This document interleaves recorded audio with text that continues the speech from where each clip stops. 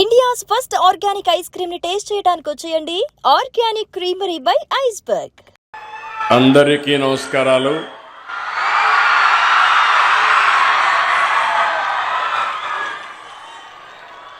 గౌరవనీయులు గవర్నర్ గోవా శ్రీ అశోక్ గజపతిరాజు గారు, కేంద్ర మంత్రివర్యులు గౌరవనీయులు పెంబసాని చంద్రశేఖర్ గారు,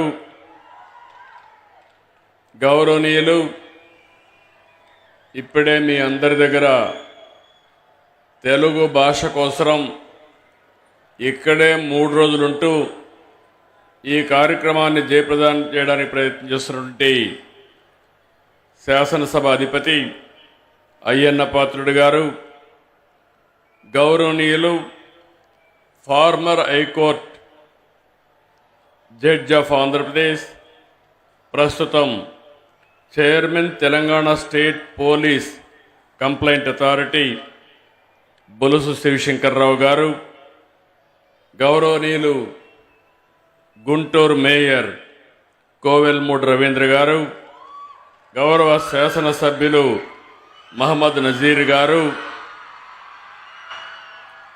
ఈరోజు మీ అందరినీ చూస్తే ఇంత ఉత్సాహానికి కారకులైనటువంటి గజల్ శ్రీనివాస్ గారు, ప్రత్యేకంగా ఆయన అభినందిస్తున్నా. ఆయన ఒక ప్రెసిడెంట్గా ఈ ఆర్గనైజేషన్ బ్రహ్మాండంగా తీర్చిదిద్దారు. వారికి అదే మాదిరిగా ఆనరబుల్ సెక్రటరీ ఆంధ్ర మహాసభకి రెడ్డప్ప ద్రవిడ గారికి, అదే మాదిరిగా ఆనరబుల్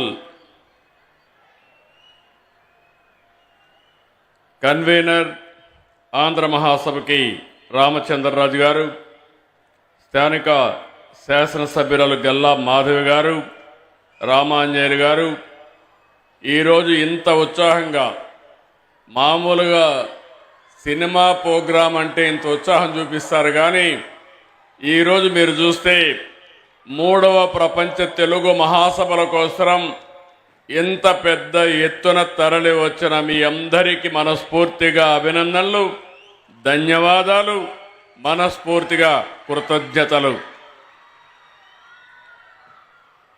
సంక్రాంతి కంటే ముందు వచ్చిన మన అమ్మ భాష పండుగ ఇది. మాతృభాషకు మనం ఇచ్చే గౌరవ వందనం ఈ ప్రపంచ తెలుగు మహాసభలు. ఈ మహత్తర కార్యక్రమాన్ని తలపెట్టిన ఆంధ్ర సారస్వత పరిషత్తుకు అభినందనలు. తెలుగువారి ఆత్మగౌరవాన్ని చాటి చెప్పిన శ్రీ ఎన్టీఆర్ గారి పేరున ఈ వేదికకు పేరు పెట్టినందుకు కృతజ్ఞతలు. తెలుగు భాషకు ఎంతో ఘన చరిత్ర ఉంది. వందలాది భాషలున్న మన దేశంలో కేవలం 6 భాషలకు మాత్రం ప్రాచీన హోదా లభించింది. అందులో తెలుగు ఉండడం మనందరికీ గర్వకారణం. హిందీ, బెంగాలీ, మరాఠీ తర్వాత దేశంలో ఎక్కువ మాట్లాడే భాష తెలుగు భాష. ప్రపంచం మొత్తం మీరు చూస్తే దగ్గర 10 కోట్ల మంది తెలుగు మాట్లాడుతున్నారు. ఈరోజు ఈ మీటింగ్కి 40 దేశాల నుంచి ప్రతినిధులు వచ్చారంటే వారందరికీ స్వాగతం పలుకుతున్నా. ఆంధ్రప్రదేశ్ రాష్ట్ర ప్రభుత్వం తరపున చెప్పి మరొక్కసారి విజ్ఞప్తి చేస్తున్నా. ఇలాంటి సభలు తెలుగు భాష పరిరక్షణకు, గొప్పతనాన్ని చాటేందుకు ఉపయోగపడతాయి. ఇందుకు మనస్ఫూర్తిగా ఆంధ్ర సారస్వత పరిషత్తుకి నా ధన్యవాదాలు. పెద్దలందరూ మాట్లాడారు, అనేక విషయాలు చెప్పారు. తెలుగు రచనలు అనగానే మనకు గుర్తొచ్చేది ఆది కవి నన్నయ్య. ఆయన రాసిన మహాభారతం, కవిత్రయం నుంచి అష్టదిగ్గజాల వరకు, గురజాడ నుంచి శ్రీ దాసరథి వరకు ఎందరో మహానుభావులు తెలుగు భాషకు పనిచేశారు. తెలుగు వైభవాన్ని చాటారు. పోతన భాగవతం, శ్రీనాథుడి భీమఖండం, వేమన, సుమతి, భాస్కర పద్యాలు మర్చిపోలేం. ఇప్పుడే పెంబసాని చంద్రశేఖర్ గారు చెప్పారు, ఆయన ఏ విధంగా అయితే పిల్లలు పెంచుతున్నారో అదే విధంగా అందరం కానీ పిల్లల్ని పెంచగలిగితే తెలుగు భాష ఎక్కడికి పోదు, ప్రతి ఇంట్లో ఉంటుంది. ప్రపంచంలో మనం ఎక్కడున్నా మన భాష శాశ్వతంగా ఉంటుందని చెప్పి కూడా నేను మీకు తెలియజేస్తున్నా. అన్నమయ్య, రామదాసు, వెంగమాంబ, మొల్ల ఇలా భక్తి మార్గంలోనూ తెలుగుకు వన్నె తెచ్చారు. తెలుగును విశ్వవ్యాప్తం చేశారు. తెలుగు సాహిత్యంలో విశ్వనాథ సత్యనారాయణ, పి నారాయణ రెడ్డి, రావూరి భరద్వాజ జ్ఞానపీఠ అవార్డులు సొంతం చేసుకుని మన ఖ్యాతిని మరింత పెంచారు. గ్రాంధిక భాషకే పరిమితమైన తెలుగు వచనాన్ని ప్రజల వ్యవహార భాషగా మార్చిన మహనీయులు గిడుగు వెంకట రామ్మూర్తి గారిని తెలుగు జాతి ఎప్పటికీ మరవలేదు. నేను తెలుగువాడని, నాది తెలుగుదేశం అని చాటి చెప్పిన ఏకైక నాయకుడు నందమూరి తారక రామారావు గారు.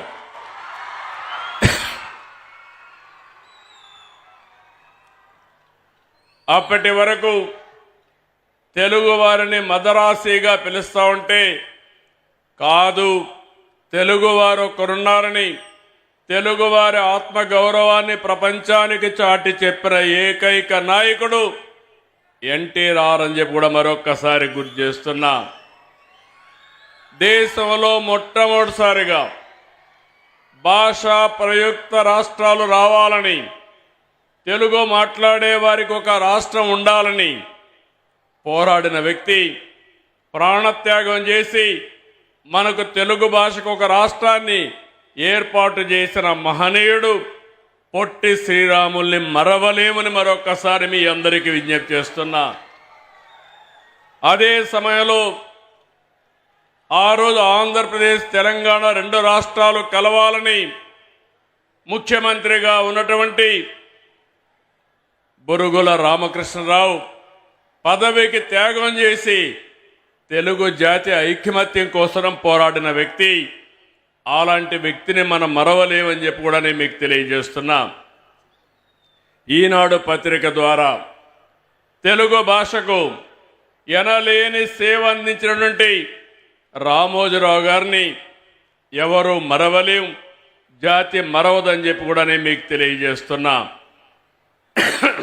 నేడు వారి వారసులు మనందరం గుర్తుపెట్టుకోవాల్సిన అవసరం ఉంది. ఈ జాతి ఔన్నత్యం శాశ్వతంగా ఉండాలంటే మనం భాషను కాపాడుకోవాల్సిన అవసరం ఉంది.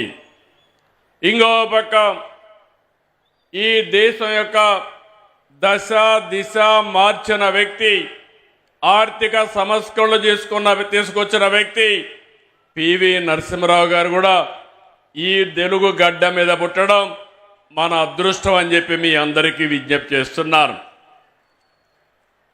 ఇటాలియన్ యాత్రికుడు నికోలో డి కాంటే తెలుగుని ఇటాలియన్ ఆఫ్ ది ఈస్ట్గా అన్నారు. తమిళ కవి సుబ్రహ్మణ్య భారతి సుందర తెలుంగై అని కీర్తించారు. మన ప్రాస, యాస, మన సందులు, సమాసాలు, మన సామెతలు, పొడుపు కథలు అన్నీ కూడా మనకే ప్రత్యేకం. అందుకే శ్రీకృష్ణదేవరాయలు ఆ రోజు చెప్పారు, దేశ భాషలందు తెలుగు లెస్స. ఇవన్నీ కూడా మన వారసత్వం. ఇంతటి ఘన చరిత్ర కలిగిన మన మాతృభాషను ప్రతి ఒక్కరూ పరిరక్షించుకోవాల్సిన అవసరం ఉంది. తమిళనాడు, కర్ణాటక, ఒరిస్సా, బెంగాల్లో కూడా తెలుగు చదివేవారు ఎక్కువ మంది ఉన్నారు. దేశంలో జాతీయ భావన పెరగాలి. ఒకరి భాషను మరొకరు గౌరవించుకోవాలి. ఇది దేశ ప్రజల మధ్య ఐక్యత తెస్తుంది. ఏ భాష తక్కువ కాదు, ఎక్కువ కాదు. మాతృభాష అమ్మతో సమానం. మాతృభాషలో చదువుకున్న వారే ప్రపంచంలో ఏదైనా చేయగలుగుతారని చెప్పి మరొకసారి మీ అందరికి విజ్ఞప్తి చేస్తున్నా. అమ్మ భాష లేకపోతే మన జీవితాలకు, మన జాతికి అర్థమే ఉండదు. తెలుగు భాష సంస్కృతి పరిరక్షణ అభివృద్ధి కోసం అంకితమైన ఆంధ్ర సారస్వత పరిషత్ సేవలు అపూర్వమైనటి. దేశ విదేశాల నుంచి తెలుగు వారందరినీ ఒక చోట తీసుకొచ్చారు. కవి సమ్మేళనాలు, సదస్సులు, పుస్తక ప్రదర్శన, తెలుగు సంస్కృతిని సదస్సులో చాటి చెప్పారు. తెలుగు భాషాభివృద్ధి కృషి చేస్తున్న వారికి, ప్రతిభ చూపిన వారికి పూర్ణ కుంభ పురస్కారాలు, ఆంధ్రశ్రీ, ఆంధ్ర సారస్వత రత్న ఇలాంటి అవార్డులు ఇవ్వడం శుభ పరిణామం. నాడు 1911లో చెన్నైలో నాటిన చిన్న విత్తనం 1949లో హైదరాబాద్లో ఆంధ్ర సారస్వత పరిషత్తుగా ఎదిగింది. ఇప్పుడు మరింతగా విస్తరిస్తూ ఉంది.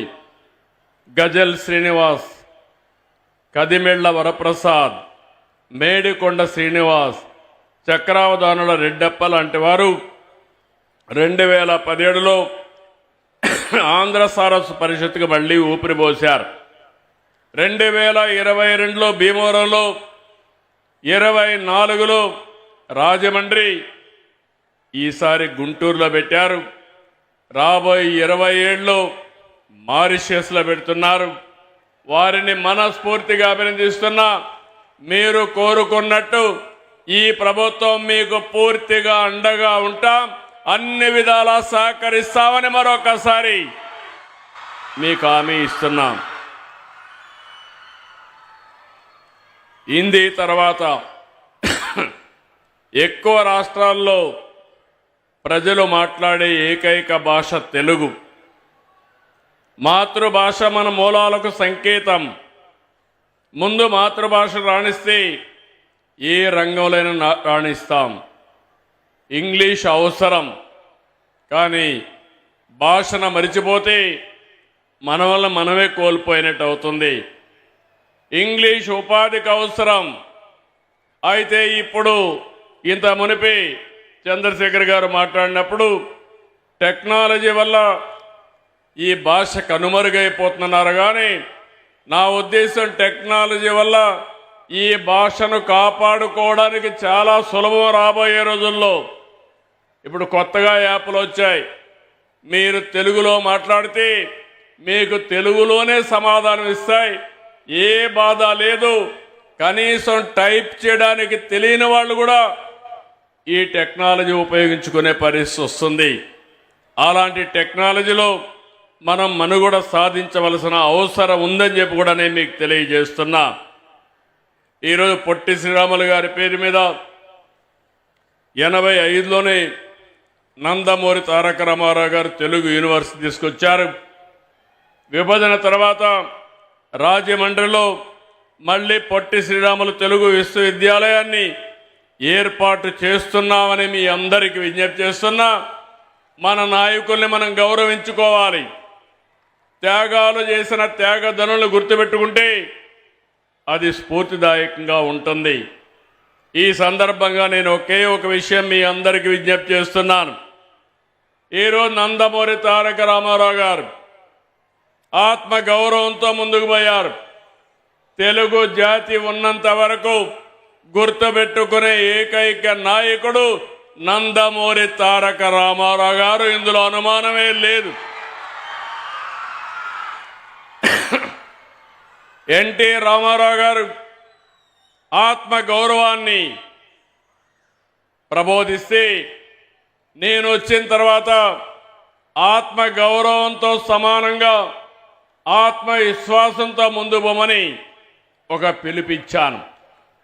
ఆ పిలుపుతో ఓసారి నాకెంతో సంతోషం. తెలుగు ఒకసారి చూస్తే తెలుగు మీద మీ మీద నాకు ఎంత గౌరవం ఉందంటే నా జీవితంలో ఏ రాజకీయ నాయకుడికి జరగనటువంటి గౌరవం మీరు నాకు ఇచ్చారంటే నా జీవితాంతం మీకు తెలుగు వారికి రుణపడి ఉంటానని మరొక్కసారి మీ అందరికీ విజ్ఞప్తి చేస్తున్నారు. సమైక్య ఆంధ్రప్రదేశ్లో 9.5 సంవత్సరాలు ముఖ్యమంత్రి, 10 సంవత్సరాలు అపోజిషన్ లీడర్ని, ఇక్కడ మళ్ళీ రెండోసారి ముఖ్యమంత్రి. ఈ గౌరవం ఎవ్వరికి రాలేదు. ఆ గౌరవాన్ని మీరు ఇవ్వగలిగారు. ఈరోజు నేను ఒకటే మీ అందరికీ శాశ్వతంగా తెలుగు జాతికి నేను రుణపడి ఉంటాను. ఇంకొక విషయం కూడా మీరు గుర్తుపెట్టుకోవాలి. ఒకప్పుడు తెలుగు జాతి వివిధ ప్రాంతాల్లో ఉంది. కాలక్రమేణా అందరూ ఒకటిగా ఉండాలని ఆ రోజు పొట్టి శ్రీరాములు గారు త్యాగం చేయడం, మళ్ళీ రాష్ట్రం ఒకటిగా కలవడం జరిగింది. తెలుగు జాతి అనేక సందర్భాల్లో కలిసి ఉన్నాం, కొన్ని సందర్భాల్లో విడిపోయాం. ఇప్పుడు తెలుగు జాతికి 2 రాష్ట్రాలు వచ్చాయి, ఒకటి తెలంగాణ, ఒకటి ఆంధ్రప్రదేశ్. మీ అందరూ ఈ సందర్భంగా ఒకటి గుర్తుపెట్టుకోవాల్సిన అవసరం ఉంది. ఆ రోజు నేను ఆలోచించాను, తెలుగు జాతి నాలెడ్జ్ ఎకానమీలో ముందుండాలని 30 సంవత్సరాల కంటే ముందు ఆలోచించి సైబరాబాద్ సిటీ నిర్మాణం చేసి ఐటీకి ప్రాధాన్యత ఇస్తే ఒక్క నిర్ణయం ఈరోజు ప్రపంచం మొత్తం తెలుగువారు అతి ఎక్కువ పర్ క్యాపిటా ఇన్కమ్ సాధిస్తున్నారంటే అది తెలుగువాడి సత్తా అని మరొక్కసారి మీ అందరికీ విజ్ఞప్తి చేస్తున్నాను. ఈరోజు దానికంటే మించిన అవకాశాలు మనకు వచ్చాయి. ఆర్థిక సంస్కరణలు ప్రవేశపెట్టిన వ్యక్తి పివి నరసింహరావు అయితే 1995లో భారతదేశం, అందులో తెలుగు జాతి అందిపుచ్చుకున్న ఆయుధం ఇన్ఫర్మేషన్ టెక్నాలజీ. ఈరోజు మూడోది మీరు ఒకసారి చూస్తే ఈరోజు మొత్తం భారతదేశానికి ఒక అవకాశం, అదే యువ భారతదేశం. యువకులు ఎక్కువ ఉండే దేశం ప్రపంచంలో భారతదేశం. ఇది 47 వరకు ఉంటుంది. అన్ని దేశాలు జనాభా తగ్గిపోతా ఉంది, వయసు మీరిన వాళ్ళు పెరుగుతున్నారు. కానీ భారతదేశానికి మాత్రం అడ్వాంటేజ్ ఉంటుంది. 4వ విషయం మీరు చూస్తే ఒక సమర్థవంతమైన నాయకుడు, right time, right leader, right place, that is Narendra Modi.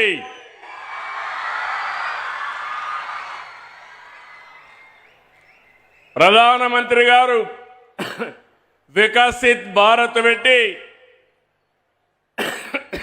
2047కి భారతదేశాన్ని నెంబర్ 1 స్థానంలో చేర్చాలని, ప్రపంచమంతా భారతీయులు నెంబర్ 1గా ఉండాలని ఆయన కోరిక.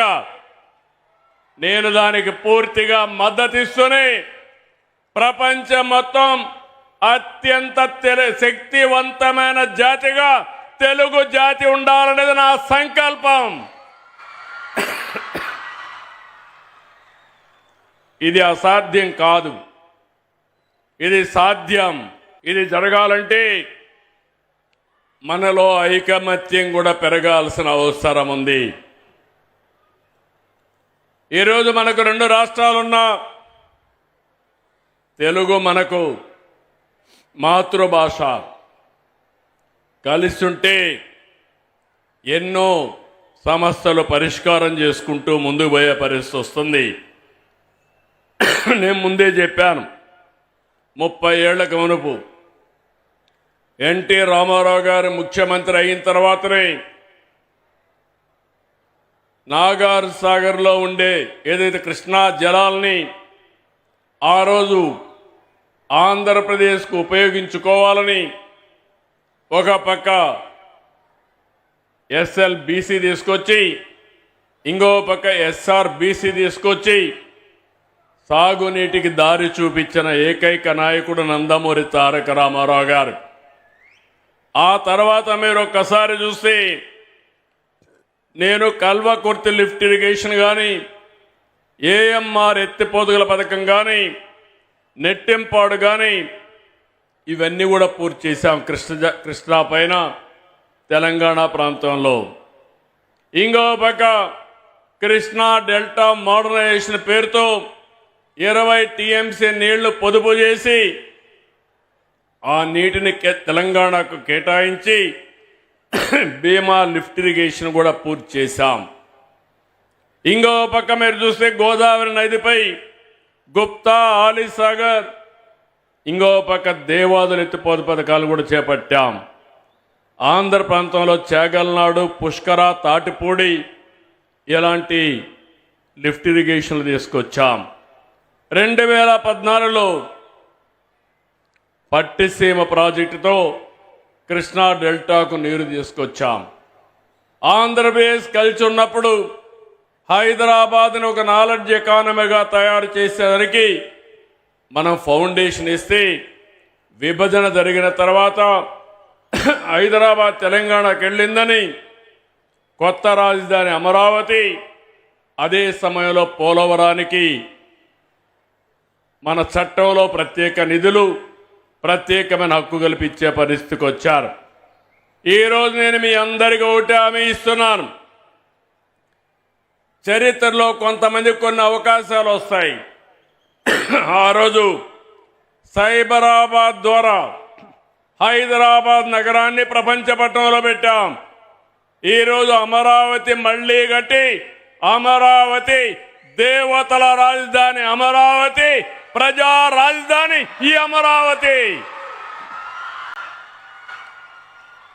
ప్రపంచానికి ఒక నమూనాగా దీన్ని తయారు చేసే అవకాశం తీసుకుందాం. అలాంటి అవకాశం తీసుకుని ఈ రాజధాని నిర్మాణం చేస్తాం. అదే సమయంలో ఇంకొక పక్క మీరు చూస్తే నేను ఒకే విషయం మీ అందరినీ కోరుతున్నాను.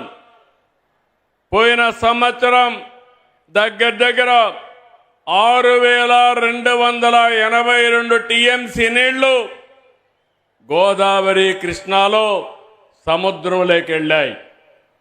గోదావరిలో నీళ్లు పుష్కరంగా ఉన్నాయి.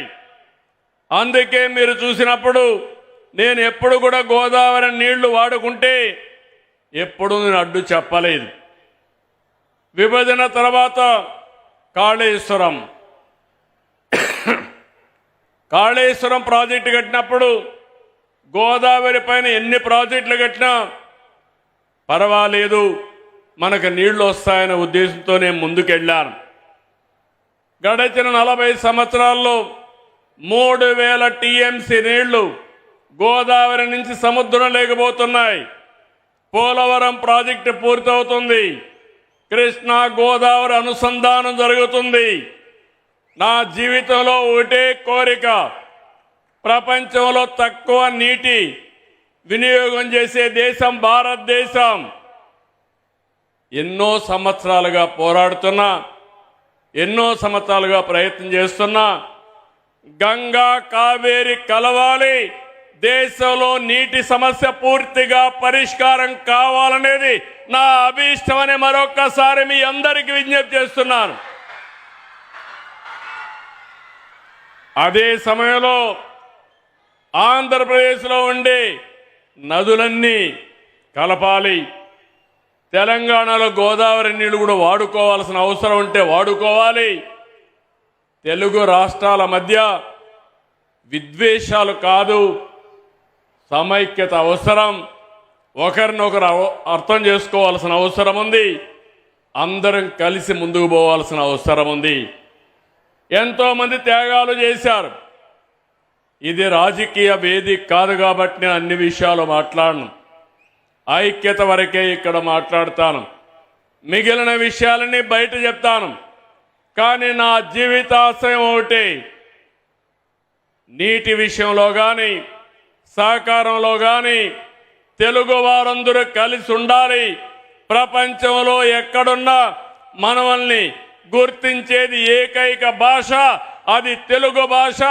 ఆ భాష ముందుకు పోవాలంటే, తెలుగు జాతి ప్రపంచంలో నెంబర్ 1 కావాలంటే మనకు కూడా ఐకమత్యం అవసరం అని చెప్పి మరొక్కసారి తెలియజేస్తున్నా. దేశంలో హిందీ మాట్లాడే రాష్ట్రాలకి ఎక్కువ రాష్ట్రాలుంటే ఆ తర్వాత తెలుగు మాట్లాడే వాళ్ళకి మాత్రం దేశంలో 2 రాష్ట్రాలు ఉండడం మనందరికీ గౌరవం. ఈ గౌరవాన్ని నెక్స్ట్ లెవెల్కి తీసుకుపోవాలంటే ఒకప్పుడు ఇజ్రాయెలీస్ జూయిష్ ఎవరైతే ఉన్నారో వాళ్ళ జనాభా 1 కోటి కూడా లేదు, కానీ ప్రపంచం అంతా కూడా ఆర్థికంగా ముందుకు పోయి అమెరికాకు పోయినా ఏ దేశానికి పోయినా శక్తివంతమైన జాతిగా జూయిష్ ఉన్నారు. 2047కి జూయిష్ను కూడా మించిపోయి నెంబర్ 1 జాతిగా తెలుగు జాతి ఉండాలనేది నా ఏకైక లక్ష్యం.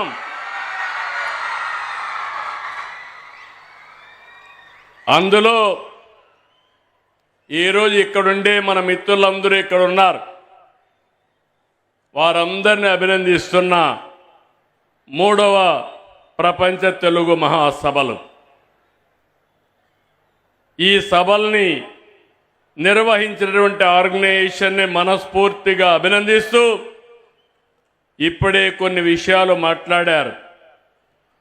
టీచర్స్ అందరూ వచ్చారు. వారందరికీ వచ్చిన వారికి ఓడీగా అనుమతి ఇమ్మన్నారు. తప్పకుండా ఇలాంటి మంచి కార్యక్రమాలకు అటెండ్ అయిన ప్రతి ఒక్కరికి ఓడీగా ట్రీట్ చేస్తామని చెప్పి కూడా నేను మీకు తెలియజేస్తున్నా.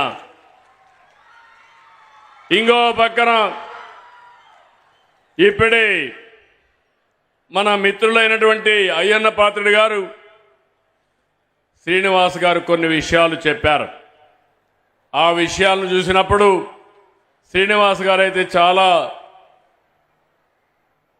బాధ్యతగా మాట్లాడుతూ, నేను డబ్బులు అడగను కానీ భాషను ప్రమోట్ చేయడానికి సహకరించమని కోరారు. మనమందరం కూడా ఇంగ్లీష్ క్యాలెండర్ ప్రకారం ఫాలో అవుతాం. ఓసారి మన పండుగల్ని బాగా జరుపుకోవాల్సిన అవసరం ఉంది.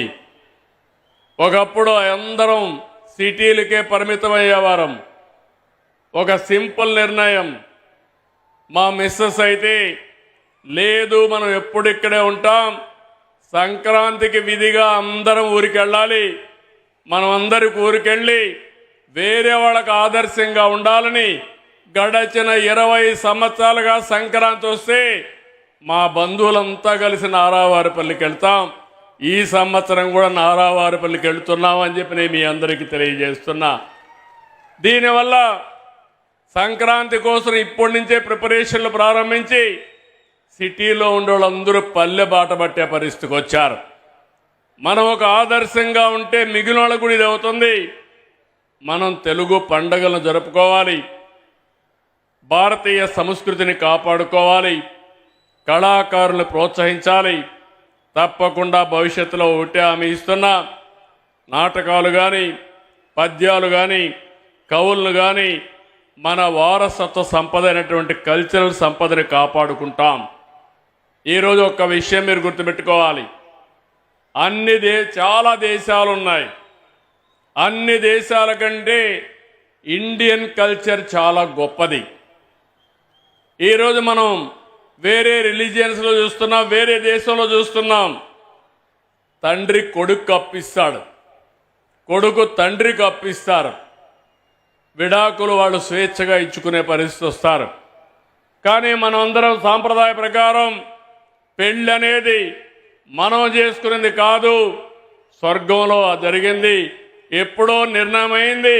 పెళ్లి జరిగిన తర్వాత విడాకులనే మాటే రాకుండా ఉండాలనేది హిందూ సాంప్రదాయం అని మరొక్కసారి మీ అందరికీ విజ్ఞప్తి చేస్తున్నా. అదే భారతీయ సాంప్రదాయం. కుటుంబ వ్యవస్థను కాపాడుకునే ఏకైక దేశం భారతదేశం. అది హిందువులు కావచ్చు, ముస్లింలు కావచ్చు, క్రిస్టియన్స్ కావచ్చు. అది ఒక్క భారతదేశానికి ఇండియాకి సొంతం అని చెప్పి కూడా నేను మీకు తెలియజేస్తున్నా. ఇలాంటి గొప్ప విలువలతో మనం ముందుకు పోతున్నాం. సంపద అవసరం, పేదరికం ఉండడానికి వీలు లేదు. అదే సమయంలో విలువలు లేకపోతే ఆ సంపద అంతా వేస్ట్ అని చెప్పి కూడా నేను మీకు తెలియజేస్తున్నా. ఆ విలువలను నేర్పించేది మన సంస్కృతి. ఆ సంస్కృతికి మూలం భాష. ఆ భాషను మరిచిపోతే అన్నీ కూడా మనం పోగొట్టుకున్న వాళ్ళు అవుతాం. అలాంటి భాషను కాపాడుకోవడానికి అన్ని విధాలని సహకరిస్తాను. టెంపుల్స్ విషయం మాట్లాడారు. ఇలాంటి ఆస్థాన విద్వాంసులు కానీ కవులు కానీ ఇలాంటి వాళ్ళందరిని పెట్టి గౌరవించమని ఇంకా చిన్న చిన్న విషయాలు అడిగారు. ఎక్కడైనా కల్చరల్ టీమ్స్కి వెళ్ళి కల్చరల్ ప్రోగ్రామ్స్ ఇస్తే అలాంటి వారందరికీ ఆర్టీసీ బస్సుల్లో కూడా ఉచిత ప్రయాణ సౌకర్యం ఏర్పాటు చేయమని కోరారు. తప్పకుండా మీరిచ్చిన సూచనలన్నీ గుర్తుపెట్టుకొని ఎన్ని వీలైతే అన్ని చేసి మాతృభాషను కాపాడుకోవడానికి, మన సంస్కృతిని కాపాడుకోవడానికి అన్ని విధాలా సహకరిస్తానని మరొక్కసారి మీ అందరికీ హామీ ఇస్తూ ఒక బ్రహ్మాండమైన కార్యక్రమం. మీ ఉత్సాహం చూస్తున్నా నాకు ఒకే ఒక కోరిక, ఈ రాష్ట్రంలో సంపద సృష్టించాలి, ఆదాయాన్ని పెంచాలి, ఆరోగ్యంగా ఉండాలి, అదే మరిగా ఆనందంగా ఉండాలి. ఇవన్నీ జరగాలంటే మన వారసత్వంతోనే వస్తాయి. మన సంస్కృతి సాంప్రదాయాల్లో ఉంది. దీన్ని కాపాడుకోవాల్సిందిగా మరొక్కసారి కోరుకుంటూ అందరికీ మరొక్కసారి అభినందనలు. నిన్నే మన వాళ్ళు చెప్పారు కాబట్టి హ్యాపీ న్యూ ఇయర్ అయిపోయింది కాబట్టి అందరూ కూడా సంక్రాంతి శుభాకాంక్షలు. ఘనంగా సంక్రాంతి జరుపుకొని మన వారసత్వాన్ని కాపాడుకోవాల్సిందిగా కోరుకుంటూ అందరికీ నమస్కారాలు, ధన్యవాదాలు. Thank you.